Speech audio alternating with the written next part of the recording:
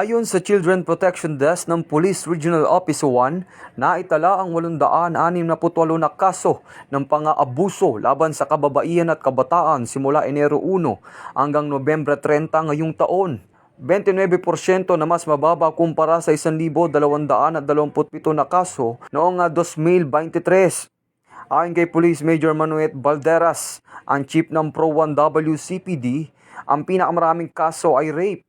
Sunod ang violence against women and children, acts of lasciviousness at paglabag sa anti-child abuse law. Bumaba ang kaso ng pang-aabuso dahil sa programa ng iba't ibang ahensya ng pamahalaan, gayon din ang mataas na kumpiyansa ng mga biktima na magsumbong sa otoridad. Karamihan sa mga biktima ay nasa edad 12 hanggang 18, kaya patuloy ang advokasya at information campaigns. Samantala, ayon sa DOJ Ilocos Region, 10 kaso ng human trafficking ang naisampa ngayong taon, kabilang ang online sexual exploitation. Patuloy din ang pagbibigay ng DOJ ng shelter, tulong pinansyal at witness protection program para sa mga biktima.